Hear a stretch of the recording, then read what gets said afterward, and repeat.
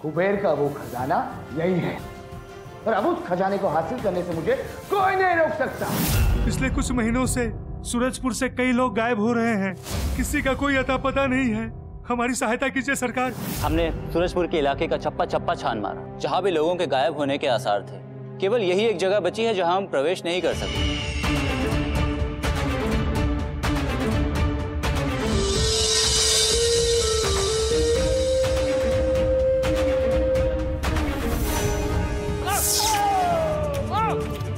गुरुकाल, अब ये आदित्य राजा को जाके सब कुछ बता देगा। जहाँ आदित्य की सोच खत्म होती है वहाँ गुरुकाल की सोच शुरू होती है। आज अमावस्या की रात में होगा आक्रमण, विनाश लाएगा ये गुरुकाल।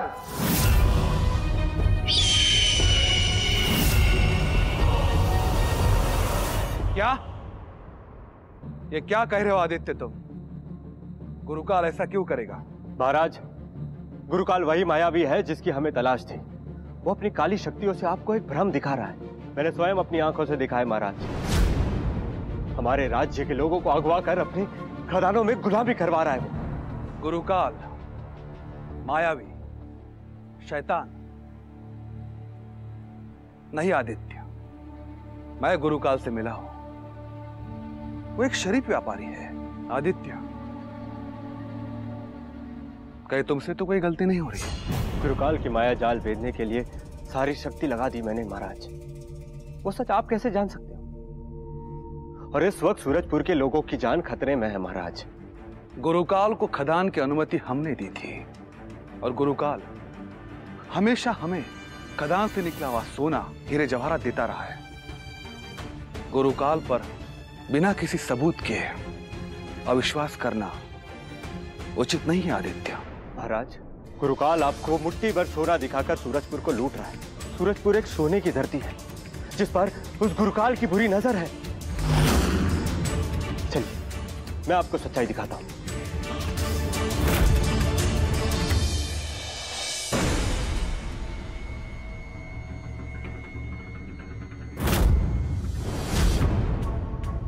ओम आदित्याय विद्महे।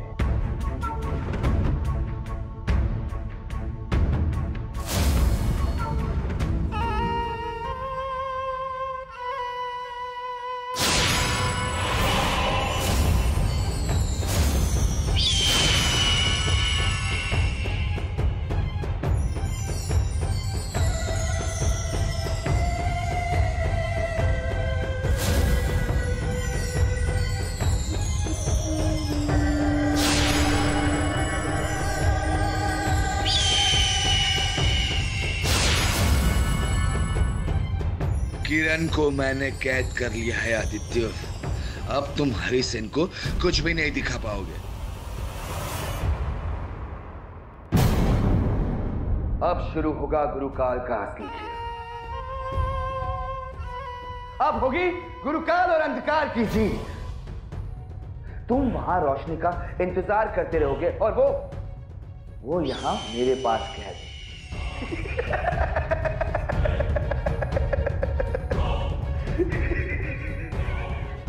अंधकार घना रहे, गुरुकाल का साम्राज्य बना रहे।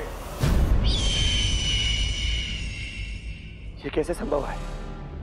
आदित्य, यहां तो सब कुछ सामान्य है। क्या ये दिखाने लाए थे तुम हमें यहां? आदित्य, तुमने हमें निराश किया है, वापस चलो। नहीं महाराज, या जरूर कुछ ना कुछ घटित हुआ है जिस कारण मेरी सूर्य किरण आई नहीं। मेरा यकीन कीजिए महाराज, सूरजपुर के बेगुनाह लोग वहां। बस आदित्य, तुम अब तक कुछ साबित नहीं कर सके हो और ना ही मुझे कोई कवच नजर आ रहा है। और चलो, मैंने मान भी लिया, लेकिन सूरजपुर के कानून के अनुसार गुरुकाल तब तक बेगुनाह है जब तक उस पर कोई जुर्म साबित नहीं हो जाता। लेकिन महाराज, सूरजपुर के वो बेगुनाह लोग जिन्हें उस गुरुकाल ने कैद कर रखा है। आदित्य, मैं तुम्हें कल सुबह तक एक और मौका देता हूं साबित करने के लिए। मैं अच्छी तरह से जानता हूं कि एक दिन में कुछ नहीं बदलने वाला। वापस चलो। लेकिन महाराज, एक दिन में कुछ बदले ना बदले, लेकिन एक रात में सब कुछ बदल जाएगा। इससे पहले कि वो आदित्य कुछ करे, आज रात ही हम विनाश करेंगे सूरजपुर का और उस रुद्र के रक्षक आदित्य का भी।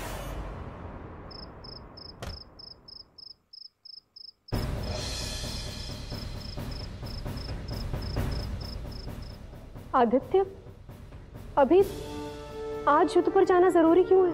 गुरुकाल ने कुछ तो जरूर किया होगा किरण को रोकने के लिए। इसका मतलब यही है कि वो जान चुका है, मुझे सच्चाई दिख चुकी है। कोई ना कोई भयानक पलटवार की तैयारी कर रहा होगा। वो शैतान गुरुकाल रात के अंधेरे में ही वार करेगा। मैं उसे समय नहीं दे सकता। लेकिन आदित्य, उस गुरुकाल की शक्तियां अंधकार में ही अधिक होती हैं, तो फिर आप अंधेरे में उसका सामना कैसे करेंगे? अंधेरा कितना भी घना हो, रोशनी की एक किरण उसे मिटा देती है। उसी तरह सूर्य की पहली किरण निकलने के साथ ही हम गुरुकाल के जादुई कवच को ध्वस्त कर देंगे।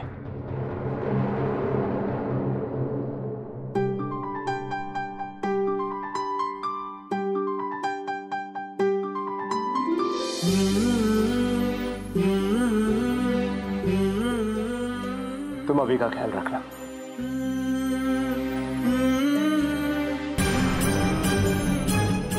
गुरुजी ने कहा था कि अभी पर तब तक कोई संकट नहीं आ सकता जब तक आदित्य अभी के पास है। हे ईश्वर, मेरे बच्चे और आदित्य की रक्षा करना।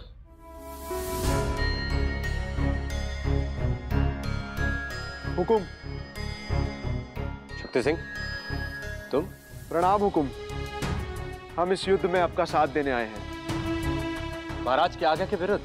चाहे महाराज हरिसेन की आज्ञा ना हो, लेकिन हम जानते हैं आप जो भी कर रहे हैं सूरजपुर की रक्षा के लिए कर रहे हैं। मैं आपकी भावनाओं को समझता हूँ, लेकिन अगर आप लोग सुबह होने तक का इंतजार कर ले तो? और अगर गुरुकाल ने रात में ही धावा बोल दिया तो? आखिर सूरजपुर के सेना है हम। सूरजपुर की रक्षा हमारा कर्तव्य है। मैं और मेरे 300 सैनिक हर हाल में आपके साथ हैं। आप और आपके कर्तव्य के बीच में मैं नहीं आऊंगा। अगर आप लोग हमारे साथ हैं तो जीत निश्चिंत हमारी ही होगी। चलिए शक्ति सिंह।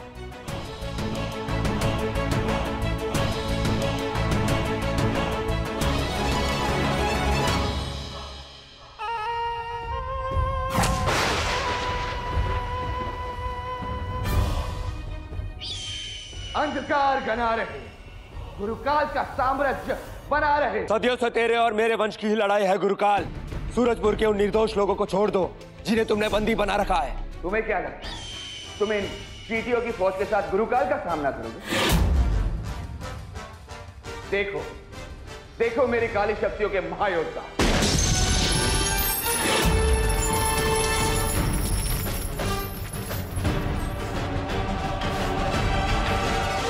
तो तुम क्या अपने सेना के लोगों के पीछे छुपकर युद्ध करना चाहते हो गुरुकाल?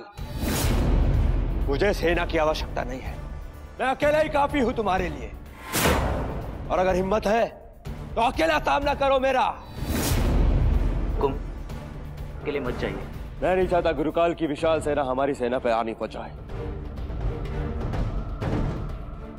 मैं अच्छी तरह से जानता हूं मैं क्या कर रहा हूं शेर सिंह। अकेले ही मेरा सामना करना चाहते हो मूर्ख। शायद तुम भूल गए अंधेरे में मैं और भी बलशाली होता हूं और तुम उतने ही कमजोर। तो ठीक है, हो जाए मुकाबला। बातों से जीतोगे गुरुकाल। आओ युद्ध करो, लेकिन युद्ध के नियम का सम्मान करना होगा। मुकाबला हम दोनों के बीच में है और कोई बीच में नहीं आएगा। तुम्हारी अंतिम इच्छा का सम्मान करता है गुरुकाल, कोई भी बीच में नहीं आएगा। अब मरने के लिए तैयार हो जाओ रुद्र के रक्षक।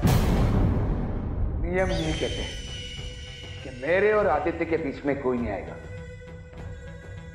लेकिन इसका मतलब ये नहीं कि कोई और जाकर उसके परिवार का नामो निशान नहीं मिटा सकता।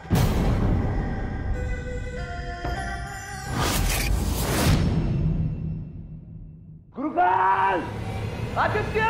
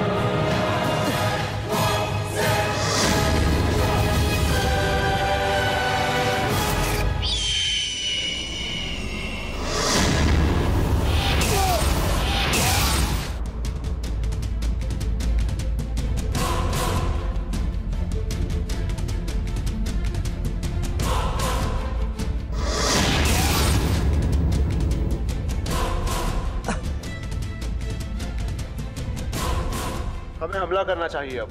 नहीं, ये युद्ध के नियमों के विरुद्ध है।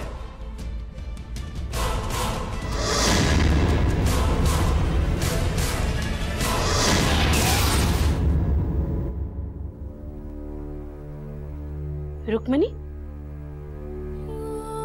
आदित्य की अब तक कोई खबर नहीं, उन्हें मेरी जरूरत होगी।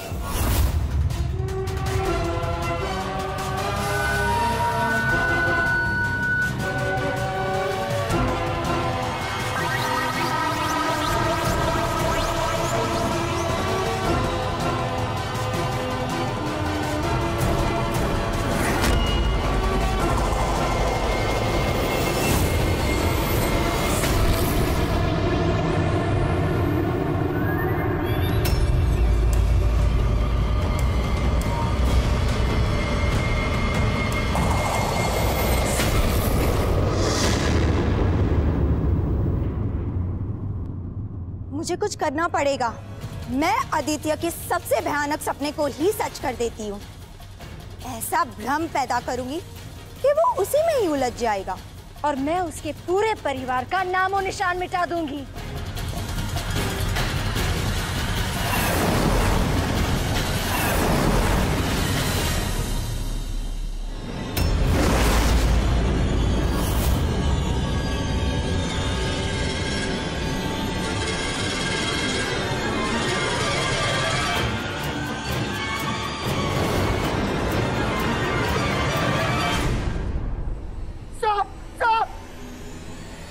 हुकुम साहब।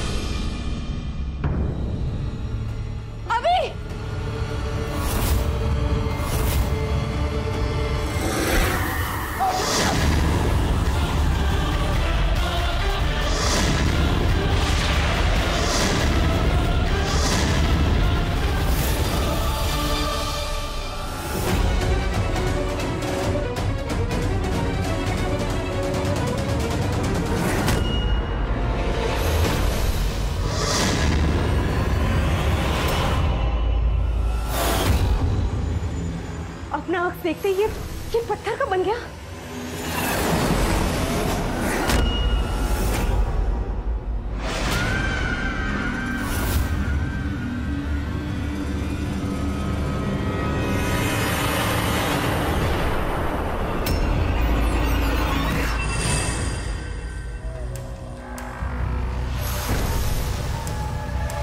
आदित्य, गुरुकाल, रुक्मिणी, स्वप्न सुंदरी, आखिर में तुमने आदित्य को सपनों के मायाजाल में फंसा ही लिया।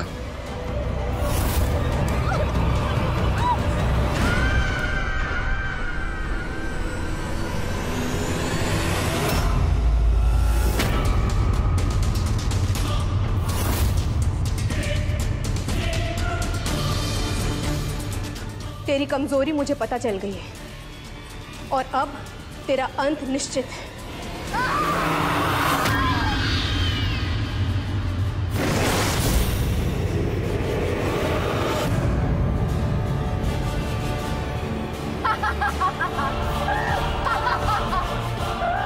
मेरे अंत के बारे में छोड़ो रुक्मिणी, अपने आदित्य के बारे में सोचो। तुम्हारा आदित्य गुरुकाल के शिकंजे में फंस चुका है, अब उसे कोई नहीं बचा सकता। और रही मेरी बात, मैं बदला लेने फिर से आऊंगी, आज नहीं तो कल, याद रखना।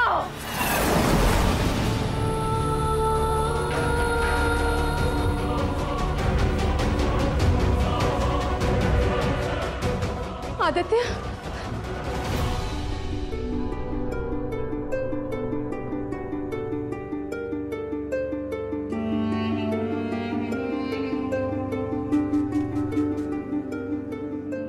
आदित्य संकट में, मुझे जाना होगा।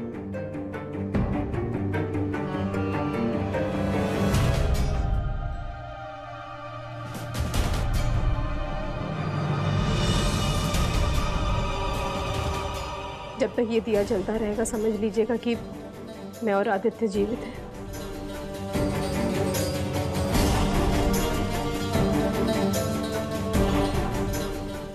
और अभी का ख्याल रखिएगा।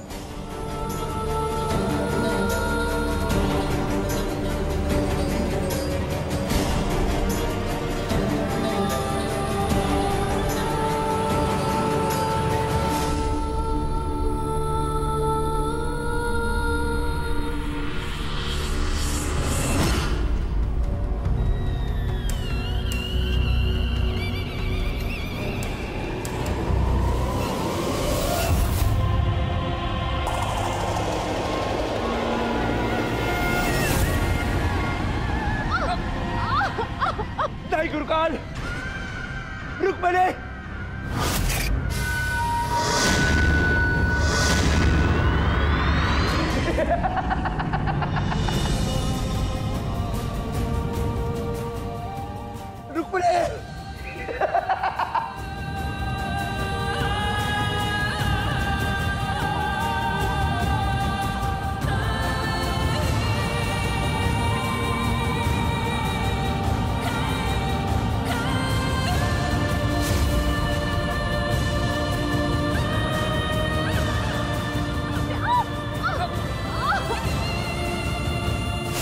रुक्मिणी!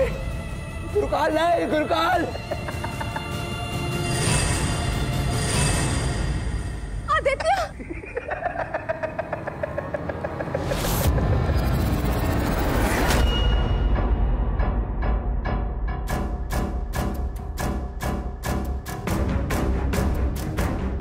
गुरुकाल!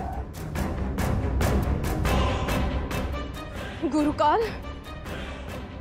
जा गुरुकाल, ये सप्तक अस्त्र तुझे 7 साल के लिए निर्जीव कर देगा। जा उसी अंधेरी गुफा में जहां से तू वापस आया था।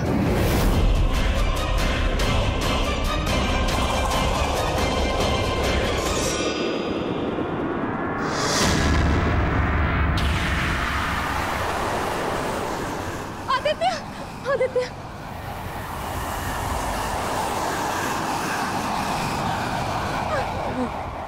बहुत हुआ ये।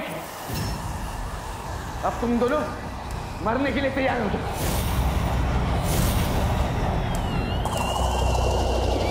आदित्य!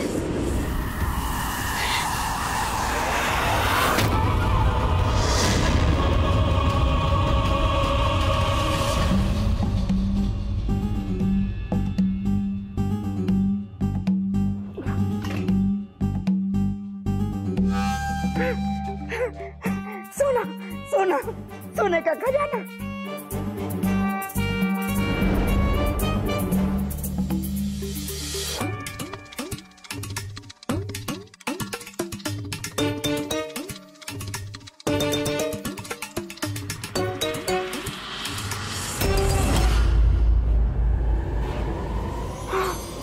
दादी को यकीन तो था कि आदित्य और रुक्मिणी जीवित है, लेकिन कहां और किस अवस्था में थे इसका उन्हें कोई अंदेशा नहीं था। शक्तिहीन हो चुके गुरुकाल ने अपनी बेहोशी में जाने से पहले एक आखिरी चाल चली। बौने शकूर को कुबेर के खजाने का लालच देकर उससे राजा हरिसेन के सामने एक झूठ कहलवाया। कोई नहीं था वहां जो इस झूठ का विरोध कर सके और आदित्य की बेगुनाही और सूरजपुर से आदित्य की वफादारी की गवाही दे सके।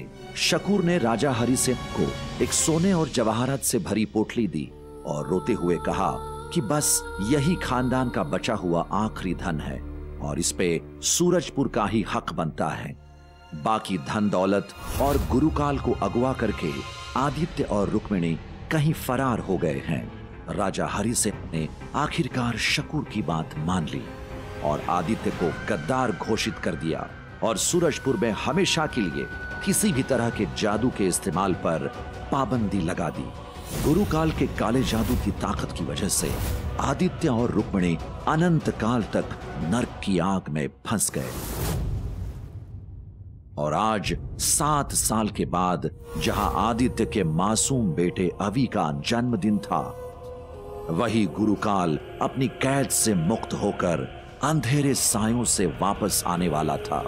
और अब इस बंद दरवाजे का राज बहुत जल्द खुलने वाला था।